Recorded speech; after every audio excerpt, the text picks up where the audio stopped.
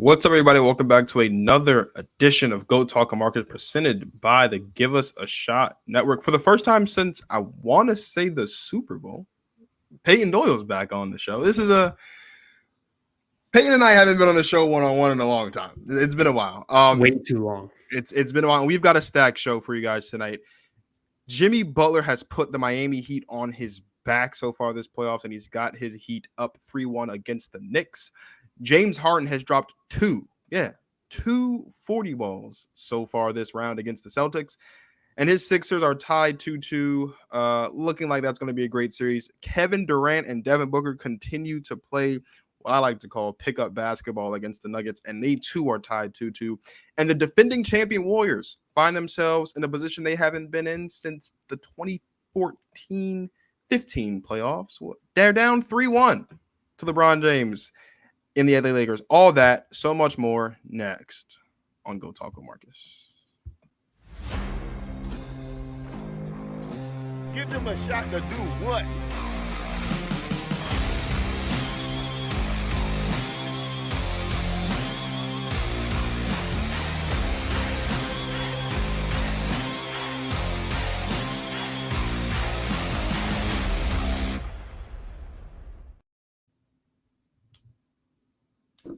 Bro, it's been so long, man.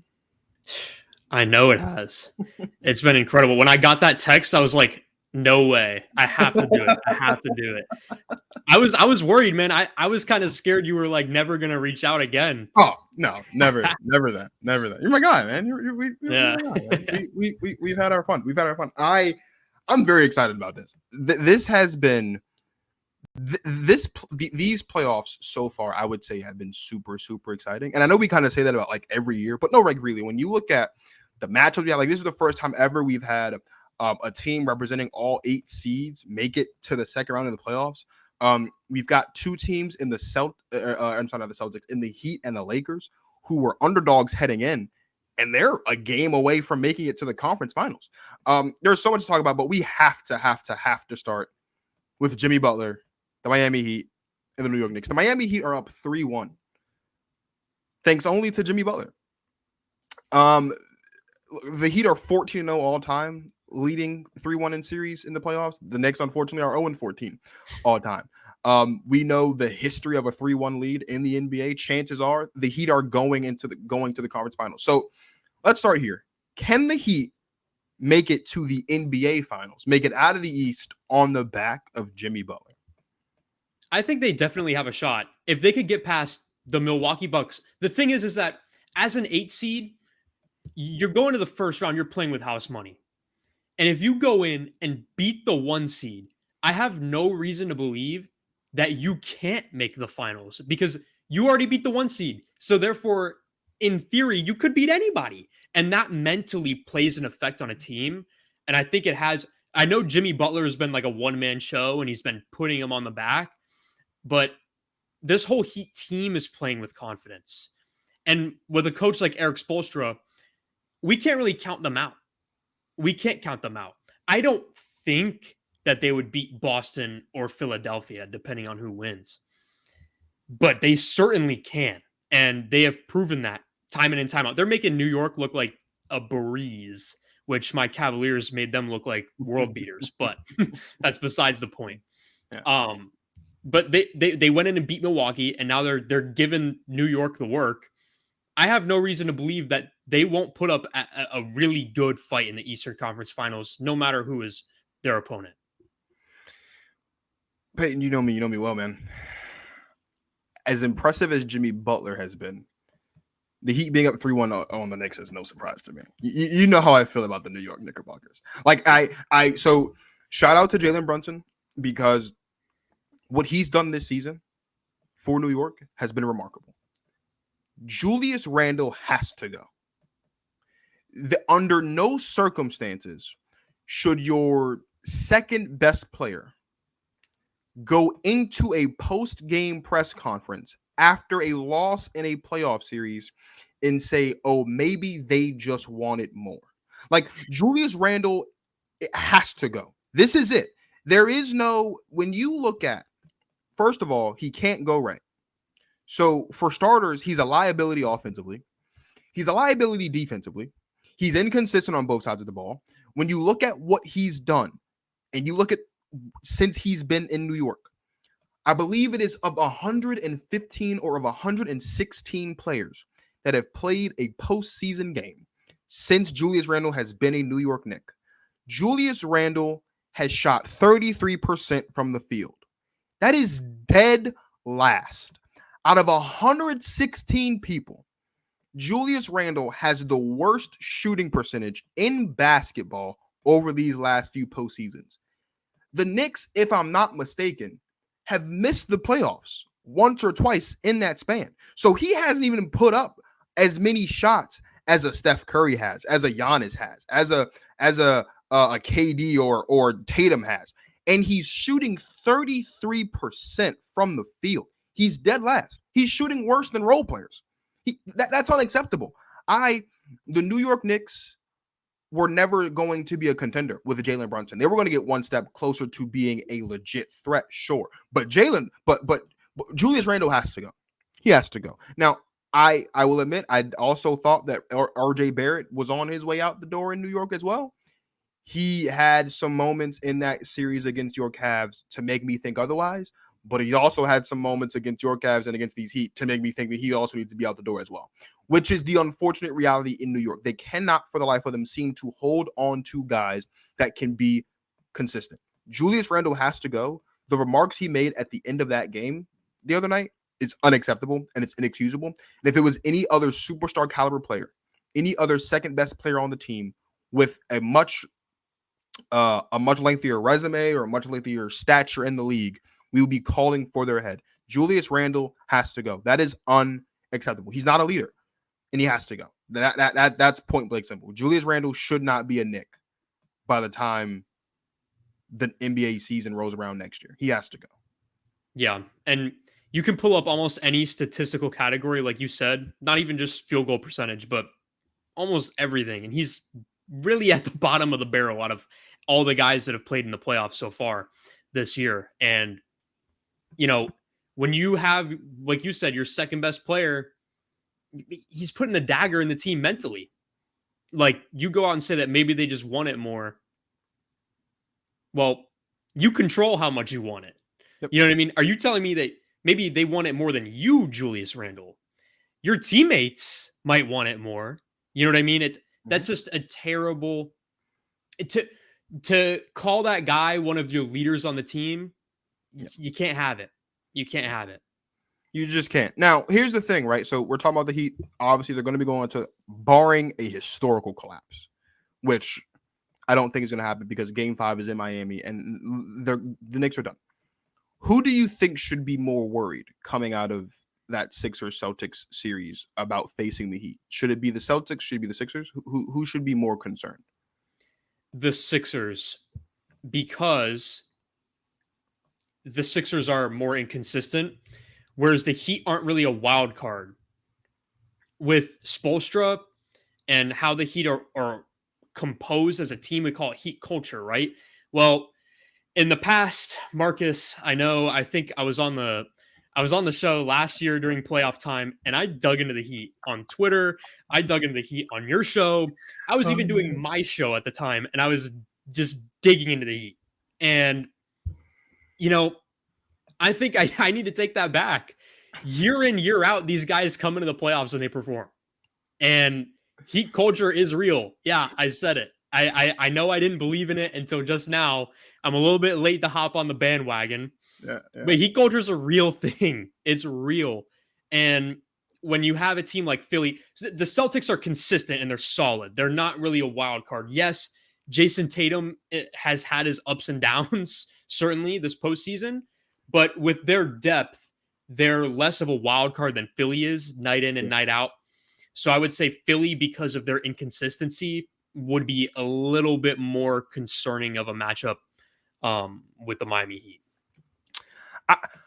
I'm inclined to agree. I do think, like, to your point, that we have seen, and we've seen it in this series especially, the inconsistencies that exist with the Philadelphia 76ers, and we see it a lot, and it's been their undoing really for the entirety of the Joel Embiid era, really, in Philadelphia. It's been the inconsistencies of maybe it's, the role players, maybe it's the coaching, maybe it's Ben Simmons at one point in time, maybe it's Joel Embiid himself. Like, there's been a lot of inconsistency in Philadelphia come playoff time. What I will say is this, though, and we can just kind of segue straight into the next segment. I demand, I'm not even requesting, I'm not asking politely, I am demanding an apology from everybody who laughed at me this time last year when me and my guy Martin Sories, we came on my show and I said, and we both said, that as long as James Harden plays elite basketball, the Sixers can come out of the East. What does elite look like? For some people, elite basketball for James Harden is old Houston. For some people, elite basketball is 20-15. Elite basketball is doing whatever it is you need to do that night in that game to the best of your ability. Now, don't get me wrong. James Harden has dropped some duds in this series. He has. But he's also dropped 2 big-time 40-plus point game performances when the Sixers needed the most. He came out big to give them the lead, to steal a game on the road, 45 to kick off the series. He gave us 42 in game 4 to make sure that the series went back to Boston tied up at 2-2. Like, say what you want about James Harden. Say what you want about his inconsistency. Say what you want about his legacy. Playoff Harden. It is time that we get back to respecting what James Harden can do on the floor. And he said it best, right? If we go out there and he does what he used to do in Houston, people complain. If he comes out here and he gives you 20 and 12 with 3 or 4 assists, people complain. You can't have it both ways. James Harden has been playing winning basketball so far in this series against the Celtics, and I would expect that if that can continue, with the addition of Joel Embiid getting back to himself, and he has 21 points right now in the game, right now, that the Sixers can make it past the Celtics, and for the first time in the Joel Embiid era, they can make it to the conference finals. I'm on record as saying I thought the Celtics were going to make it back to the finals, and I do still think that because I think they're the better team. But I have always been of the mindset that if James Harden and Joel Embiid can click and play elite basketball individually and collectively, that the Sixers will always be in the mix. And they've shown us that in 4 games that they're always going to be in the mix. This series has been close. It's been close from game 1 to game 4. It's going to be close until the end. It's been physical. It's felt like a Boston-Philly basketball series. That's what we've been getting. I still think the Celtics can pull it out, but I'm not counting out the Sixers. This can go either way, and it's best of 3 at this point. And right now, the Sixers have the momentum. Yeah, definitely. But I do want to bring up the point. I appreciate James Harden for what he is at this point in his career, which I do think is a little bit inconsistent. But as we see, he has those 40-point nights in him still. And I get that we're still always in this weird balance, like you said, of what's the best James Harden version? The guy that is out there as more of a point guard, or the guy that's out there lighting your team up for 30, 40 points a night? I don't think he could do that on a night-to-night basis anymore. My only thing is that I don't want to praise him too much. Yes, he hit the game-winning shot in game 4, and it was amazing. In overtime, he had a great game. But we're criticizing the crap out of Anthony Davis for the same thing, having 2 bad games in a series and 2 good games in a series. Now he had a good game last night, so make it 3. But let's scratch last night and say 4 games, right?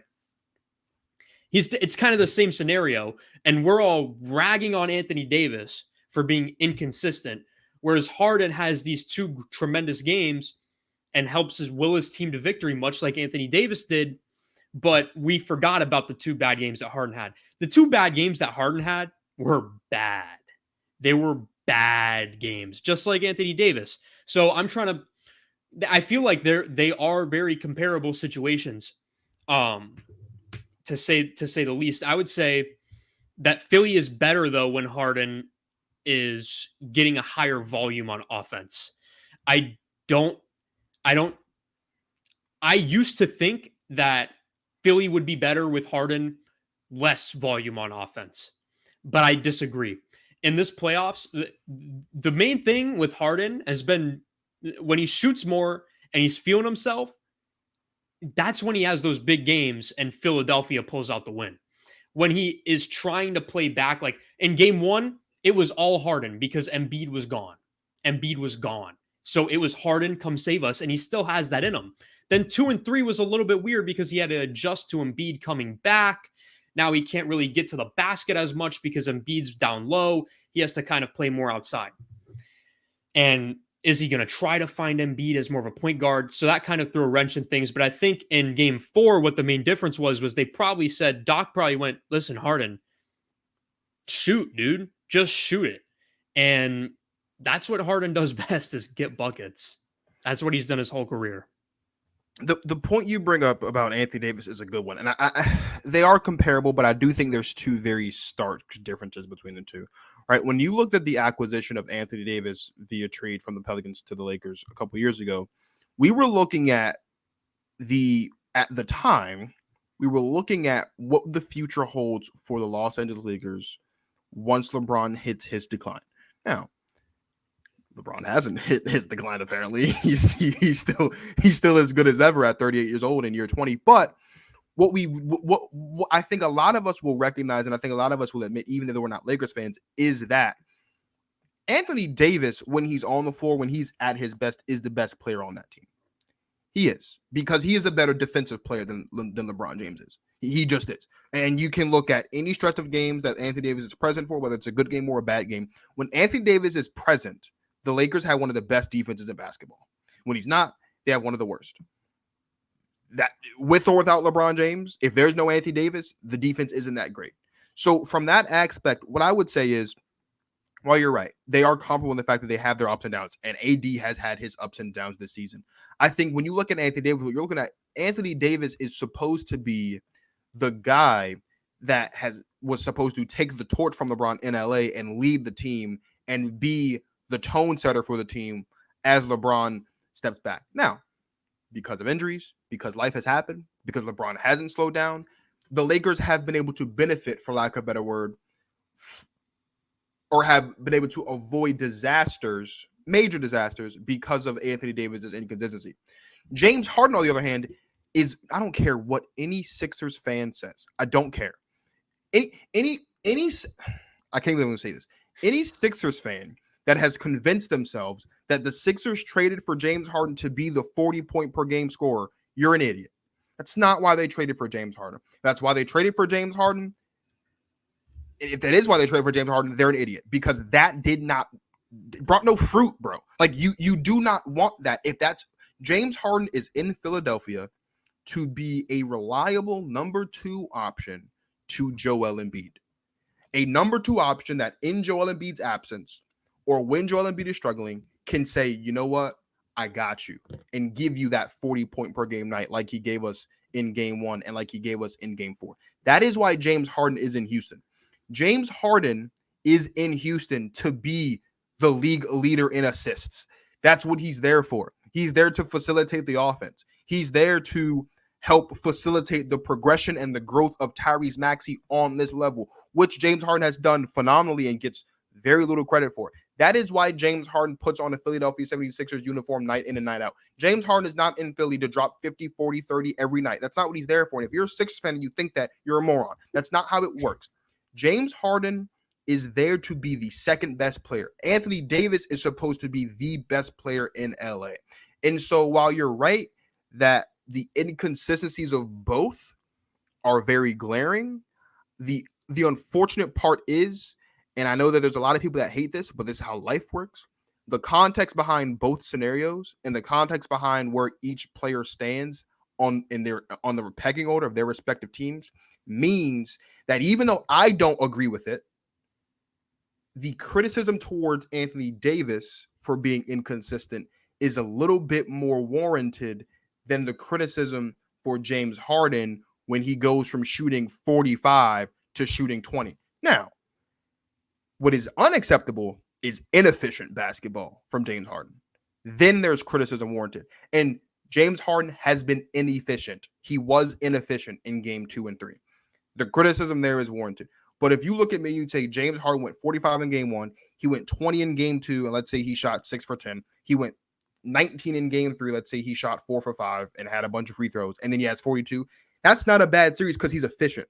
The problem with James Harden is when he has those non-explosive games, they often come up as being inefficient. That's where the problem lies. And if that's your problem with James Harden, if your problem with James Harden as a Sixers fan or as a basketball fan in general is the inefficiency, I have no beef with you there. But if you're a Sixers fan and you think that James Harden is supposed to come out here and drop 30 and 40 a night every night because that's what he's there for, he's not there for that. That's what Embiid is there for. He's the best player on the team. Embiid is there to give you those 30, 40 point per game nights, and that's what he did. That's what led him to win the MVP this season. I look at the Sixers, and I look at James Harden. As long as James Harden and Embiid can play well together, they're going to be okay. And that's really been the issue, is we haven't seen many games in big time meaningful games where both James Harden and Joel Embiid were clicking on all cylinders against a formidable opponent. Now, they both did have amazing games in one of those games against the Nets. I know Embiid went 20 for 20 and Harden went like 20 for 15, but it's the Brooklyn Nets. Do you know what I mean? Like, we want to see that. I want to see that against a team like the Celtics or against a team potentially like the Heat in the next round. That is what they're there together to do. And that combination of Harden and Embiid, the 20 for 20 for both, 20 boards, 20 points for Embiid, 20 points, 20 assists, or something like that, close to that in that area, 2013 for Harden, that is a nightmare that no one in the league, I think, could handle. Yeah, definitely. I couldn't agree more. I agree with what you're saying about the differences between the Anthony Davis and Harden situation as well. Other than I typically tend to look at things objectively a lot. Like I just see it more of like this right now and this right now. But yes, in terms of expectations, Anthony Davis has a lot higher expectations than James Harden does. And I do think that actually LeBron has declined a little bit. Sure. And Anthony Davis isn't there to fill the difference, which is the Lakers' issue. But they're rolling, and I'm sure we'll get into that later. But speaking of someone else that's rolling, you know, I love this. This is my favorite part of the show. So the Phoenix Suns. Let me just say this. If you are one of those people that make gross overreactions about a playoff series, I don't care if it's basketball, I don't care if it's baseball, I don't care if it's hockey, I don't care what. If there's a 7-game series or a multi-game instance and you make overreactions when the home team goes up 2-0 like they're supposed to do, you're an idiot. You don't know ball. That is what's supposed to happen. When you are the home team, you get to play the first 2 games at home. Why do you think we make such a big deal when the road team wins a game on the road? Why do you think? Because that's not supposed to happen. The home team's supposed to win the first 2 games. They're supposed to set the tone. They're supposed to take advantage. So, for the Nuggets to go up 2-0, was I worried about the Suns? No. That's what's supposed to happen. The Nuggets were one of the best home teams in basketball this season. I guess who else one of the best home teams in basketball this season? The Phoenix Suns. I guess the Phoenix Suns did when they got home for 3 and 4. They won games 3 and 4. Can Kevin Durant and Devin Booker sustain this level of play against the Nuggets into the Western Conference Finals? I absolutely believe that they can. I absolutely believe that they can.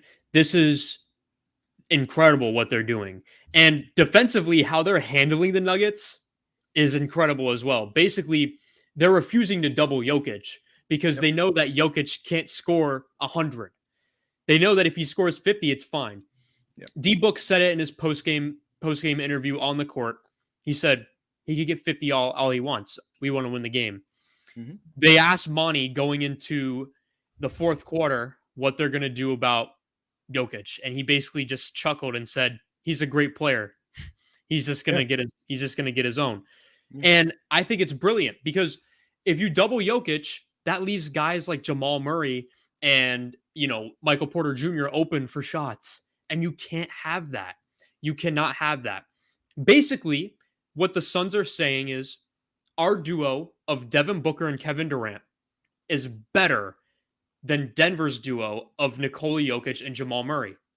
And they're putting that to the test. And it's true because I think it is a better duo. And it's it's proving to be true. At least it has in these past 2 games. Now, Monty Williams can catch some heat because I believe he wasn't utilizing his bench as well as he needed to in the first 2 games, and I believe that was their main reason as to why they were struggling. Obviously, Terrence Ross and TJ Warren not getting any minutes was kind of absurd in my opinion. I think that he was really smart and sitting down DeAndre Ayton in game 4 because he is playing terrible, horrible basketball. But yeah, I think the Suns absolutely can upset the Nuggets here, and I actually think they'll probably win tonight.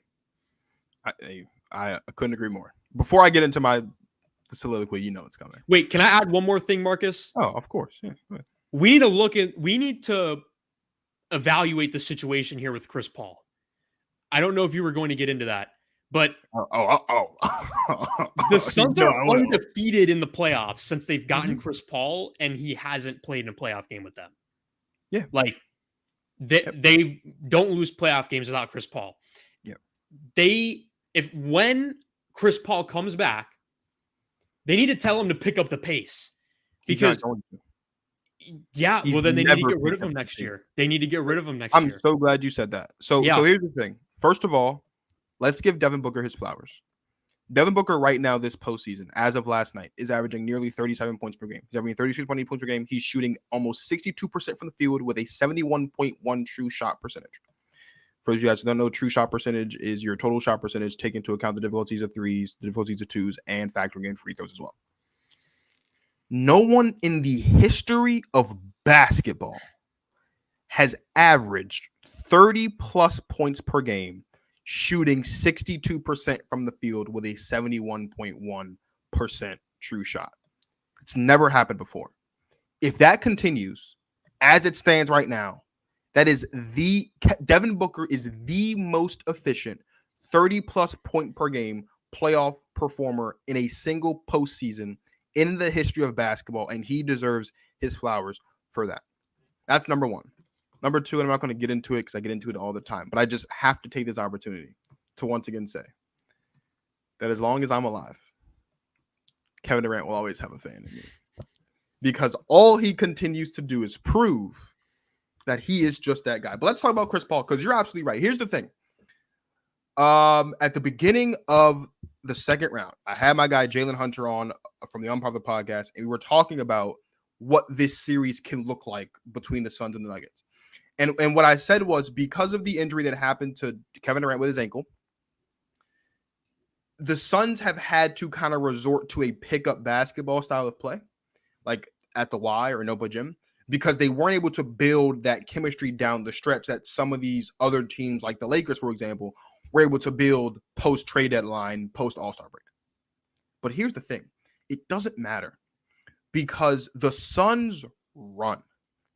And what the Suns have to their advantage in this series is that Chris Paul is not on the floor. And so the Suns can run. And when you get the Suns running, you're getting open rhythm threes and open rhythm shots from Devin Booker, from Kevin Durant, from Terrence Ross, from Landry Shamet, who had an amazing game in game 4, from guys like TJ Warren when he plays more minutes. All these guys around Devin Booker and KD, and Devin Booker and KD as well, they get all these open rhythm jumpers.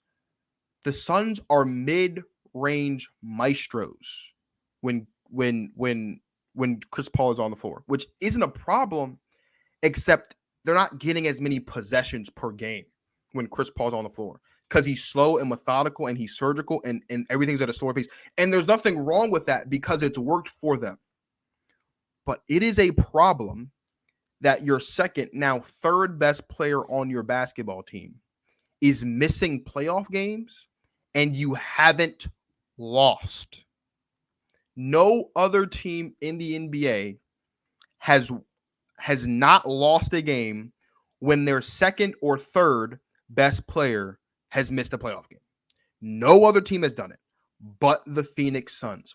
And it's because the Suns were always designed to be a fast-paced, push-the-tempo offense. That's how it's always been.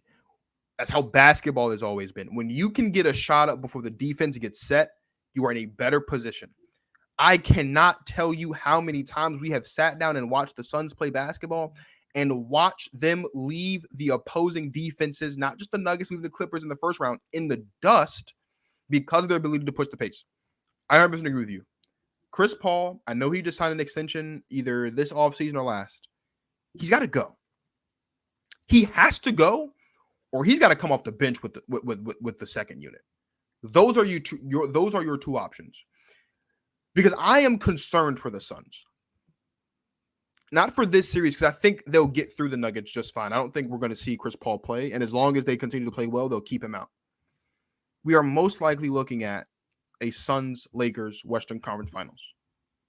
I do not know if the Suns. I do not know. The Suns, and I hate to say this because I love KD and I love Devin Booker. The Suns will not be able to beat the Lakers playing slow because the Lakers run, and they run hard. One of the fastest paced teams in basketball this season. They've had one of the highest offensive ratings in basketball post trade deadline. They like to run the basketball. They like to run the floor towards the top of the league as it pertains to fast break points per game. Like, this is what they do.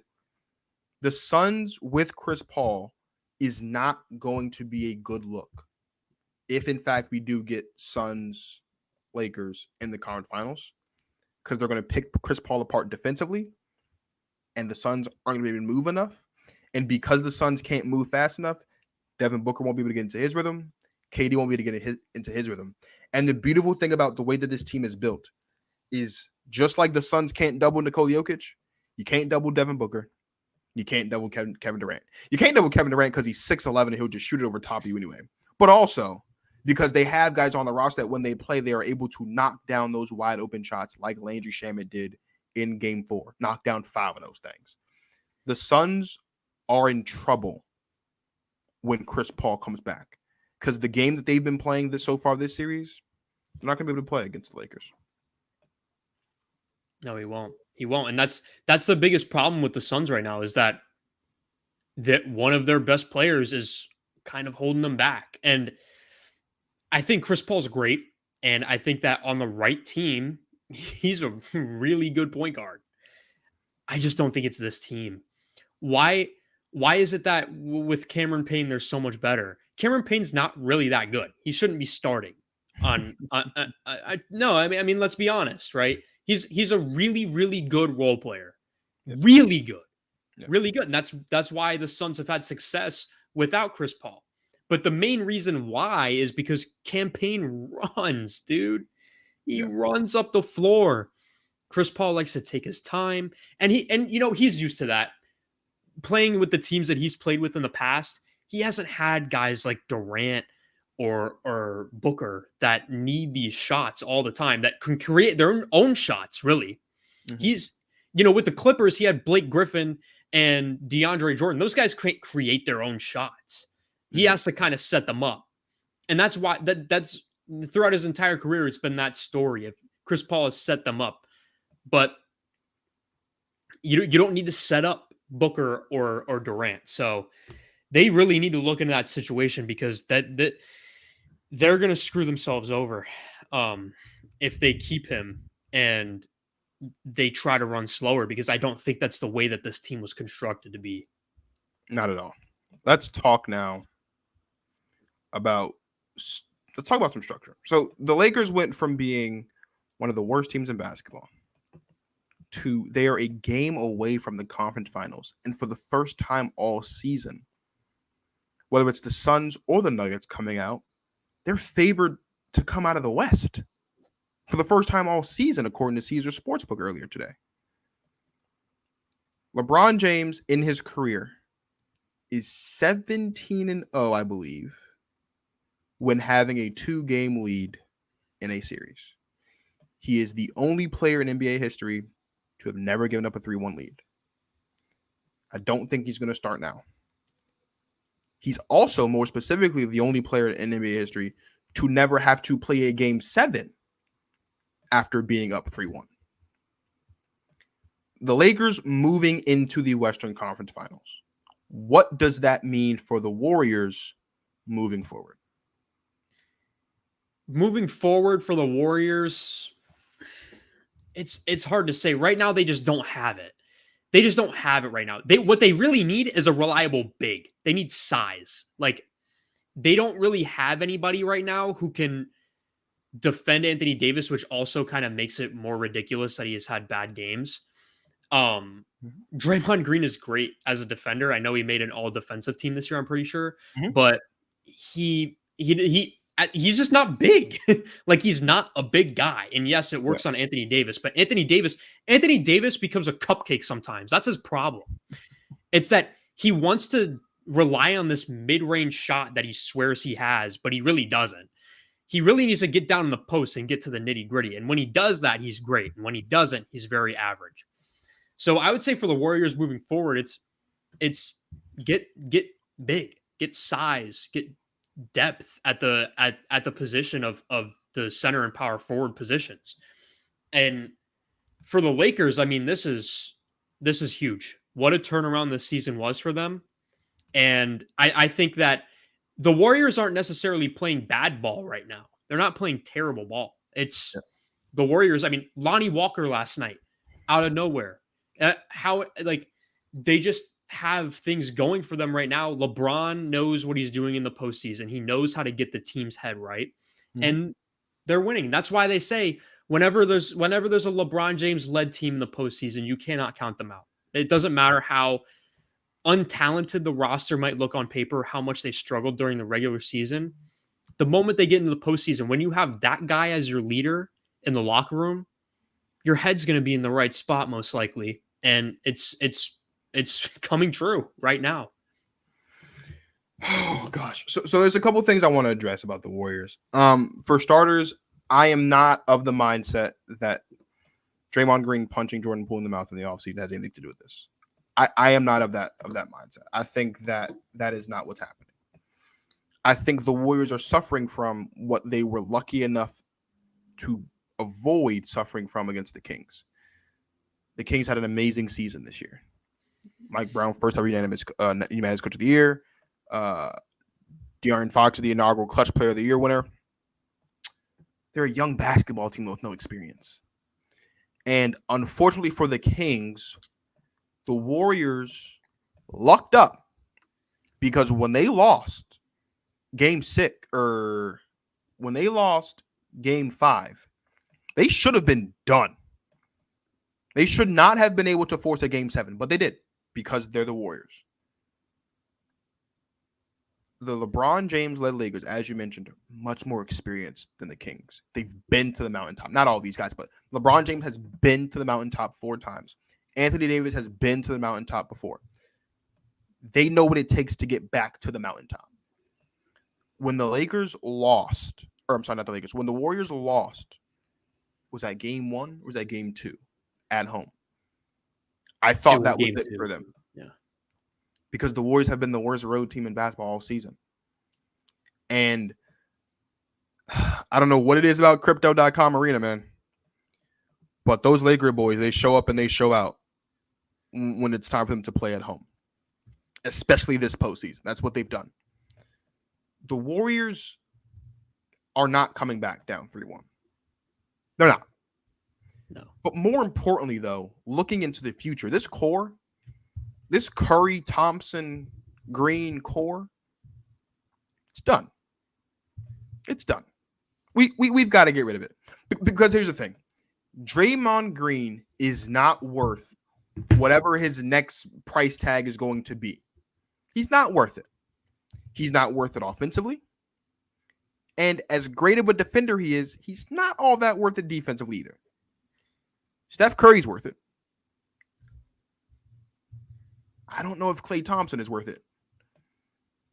But given the performance we've seen from Jordan Poole this postseason, they got to hold on to Klay Thompson because Jordan Poole's not ready to take on that role as Steph Curry's backcourt mate. He's not ready. Draymond Green, I think, whenever this series is over, has played his last game as a Warrior. I would be shocked if he comes back to Golden State next season. I thought the writing was on the wall last season. they were able to win the chip. And so we kind of avoided that. But this season, I think he's done. And it's not because of anything he's done or anything he hasn't done. It's simply because Draymond Green's getting older and he is not reliable offensively. He's not. There are guys on that roster, and I've been screaming it from the moment they were drafted. Moses Moody and Jonathan Kuminga are more than capable of being viable and reliable on this team. They just need the minutes. They just need an opportunity. They're young. I get it. Draymond Green's been to the mountaintop with the team 4 times. I get it. But if you just would give Moses Moody and give Jonathan Kuminga the minutes, they can make this thing work. Kevon Looney is a maestro down low. He really is. He's amazing down low. If you put Steph Curry and Klay Thompson out there with Kevon Looney down low, you've got Kuminga and Moody at the 3 and the 4, however you want to do it. Who does what doesn't matter because they're both about the same size. They're both lengthy. They are able to fill the gap. They're better offensively, and they're versatile defenders, and they're young, so they have that go get it. They just need the time. And I think if given the opportunity, Moody and Kuminga can prove all the doubters wrong, and they can prove that they can belong and they can thrive in this roster, in this system. A lot of people want to look at James Wiseman and say, well, if James Wiseman couldn't do it, how could Moody and Kuminga do it? I'm going to be honest. And I'm going to give a shout out to my guy, Martin Sories, again, because he said this on my show at some point last year. James Wiseman might just be too talented to play for Golden State. Because the job of a big in Golden State, since Steph Curry and Klay and Draymond have been there, has been to crash boards and play defense. But James Wiseman brings so much more to the table than that. He can be he can be reliable offensively if given the opportunity, but bigs in Golden State have never been expected to do that, and they've never been given the opportunity to do that because they've had Steph and they've had Klay, and of course they had Draymond. They had KD at one point as well. Moses Moody and Jonathan Kuminga, I think, if given the opportunity, can thrive in Golden State as young, versatile defenders who I think could be able to guard the 1 through the 5, who can give you 15, 16, 17 a night, which would be a perfect complement to what Curry does, to what Thompson does, to what Wiggins does, and then even to what Jordan Poole does when he's playing well. And I think this is the last time we see Draymond Green in Golden State. Whenever the last game of this series is, I would be shocked if Draymond Green comes back to Golden State. I think he's done. Where he goes, I don't know, but I think he's done. Yeah, we'll see about that. It just feels like they can't let go. That's the thing, is that year after year, yes, last year they won the finals, but every year we've known that Draymond was kind of becoming a liability offensively, certainly. And they just can't let go of him. He does provide a little bit of value, and a lot of bit of value in terms of defense, but it doesn't make up the ground that he's losing offensively. Yeah, not at all. There's one more thing we have to talk about. The Miami Heat and the Los Angeles Lakers are on the verge of making it back to the conference finals. The Heat were just here last season. Obviously, the Lakers haven't been back to the conference finals since they won the chip. Everyone wanted to discount the bubble because it wasn't real basketball, because of this, because of that. Has this run for both the Lakers and the Heat finally silenced any doubters who think the bubble shouldn't count? Possibly. I never thought that the bubble was fake, you know. I think that there was a situation that could have been favorable for the Lakers and stuff like that, but it didn't. At the end of the day, everyone's playing in the bubble. Everyone's playing by the same rules. So it doesn't matter. You know what I mean? The Lakers won the championship and the Heat won the Eastern Conference Finals that year. It's plain and simple. Yeah. Was it weird? Sure. But it was weird for everybody else too. I would say that the people that were doubting should look at this and say, clearly the Heat are a good basketball team. I should say that. And Heat culture is real. Once again, Heat culture is real. And LeBron James is still really, really good at basketball. And even though the Lakers have certainly had their ups and downs this year, when it comes playoff time, LeBron James makes sure that his team is ready to play. And whether it's in the bubble or if it's, just in normal situations, that's just fact. That's just how it is year in and year out. So, yeah, I think people should really look at this and say, maybe the bubble wasn't as much of a fluke as we thought it was. Look, for the third time tonight, if you don't believe that the bubble was real basketball, you're a moron. I don't know what else to tell you. Everybody that was in the bubble, they played by the same rules. They all had to do the same thing. Like, it's not like certain teams had advantages that other teams didn't have. They all had to play by the same rules. They were all without home court advantage. They were all without their family for a period of time. That is how it worked in the bubble. The Lakers won. That is how it works. Here's the thing. The Miami Heat, since making it to the finals in 2020 in the bubble, they've made it to the conference finals 2 of the last 3 seasons. Because they're going to beat the Knicks. So they've been back to back season. The Lakers, I love this. This is great. The Lakers, human beings who think the bubble was a fluke, didn't make it back to the conference finals the year after because of injury. That's literally it. Because of injury, the Lakers didn't make it to the conference finals in 2021. They missed the playoffs altogether in 2022. That is what happened. That is how it has always been. That has always been the issue. Injuries.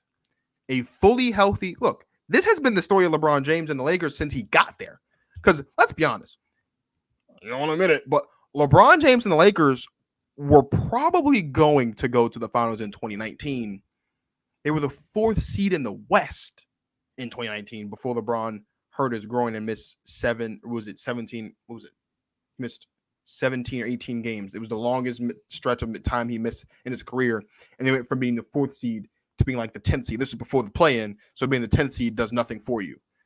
The bubble was real. The bubble was basketball. The 2020 Lakers are legitimate NBA champions.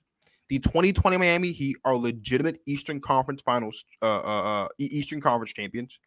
And all they are proving right now is that that's still the case. How crazy would it be if 3 years later, the Lakers and the Heat are back in the finals as the 7th and 8th seeds of their respective conferences? The Lakers had to play an extra game to even get into the playoffs. The Heat had to play 2 because they lost the first one. That is what this is all about. And whether it's the Lakers or the Heat who wins the whole thing, if they get there, a Lakers Heat 2023 NBA Finals will all but solidify and do all but quiet any doubters remaining of the legitimacy of the bubble. If you don't think the bubble counts, you are a moron. Sorry. Not sorry. Just how it works. Correct. Correct. Well, usually I would have Payton plug, but Payton's abandoned the industry, you guys. A little bit. He's abandoned the industry. So there's no Payton plug. Right now there isn't. Right now there's not. Maybe that could change in a couple weeks. Who knows? Yeah. But Payton's always got a home here. You know he's at home here. So anyway, make sure you guys subscribe to the channel. I feel like I have to say this all the time. I sound like a broken record at the end of my episodes on my show before I was by myself. I feel like a broken record now. And I'm sure you guys are sick with, like, I don't care. Subscribe to the network. There's so much amazing content on the network through the course of the week. You've got Bert and Jerm with stuff about sports. You got JT and the Don of the JT and the Don All Sports Podcast. You've got Mike and Corey of the Divide Live every Friday. Fox Sports The Gambler. And of course, you've got a High Spot Podcast and yours truly, Marcus, Go Talk with Marcus. There's so much amazing content of the course of the week that choosing not to subscribe to Give Us a Shot Network, I think should be a capital crime. I think I need to start a petition to make a legit, willing, conscious refusal to subscribe to this network a capital crime. because it's unacceptable. Because we're everywhere. It's great stuff on this side of the world. I don't know what everyone else is doing, but we make great content over here. And if you're not subscribed and you're just mooching off of us and just watching just because you want to watch, we appreciate the likes and we appreciate the views, but subscribe so you can stay a part of the family, be a part of the family. It's amazing. If you haven't already, I know that Backlash has passed, but if you haven't already, I, for the first time ever, did a solo show this past Saturday to talk all things Backlash, talk about Vince being sued again, talk about Triple H debuting the new World Heavyweight Championship belt, talk a little bit about the WWE draft. You can check that out. This Friday at 8 o'clock Eastern Standard Time, Germ will be on the show, and we will go over the NFL schedule release. There's a lot of things to talk about there. I can promise you the one thing we will be talking about, and I'm sure Germ will agree with me, is the terrible decision by Roger Goodell and the NFL to potentially have a triple header on Christmas for the first time ever. That has got to be the dumbest decision the NFL could ever make. Christmas belongs to the NBA. It's been that way since the beginning of time. It'll be that way till kingdom come. But that is for Friday. Until then, please, please, please subscribe to the network so you don't miss any awesome content. And of course, that you don't miss the episode on Friday. So, for Payton Doyle, formerly of the Payton Doyle Show, and here's a throwback for you: The Rundown with Payton and Marcus. This is Marcus, the Go Talker Marcus, signing off. Thank you guys for watching. You guys have an amazing night. You guys have an amazing week. See you guys back here on Friday. And as always, you guys enjoy the rest of your lives.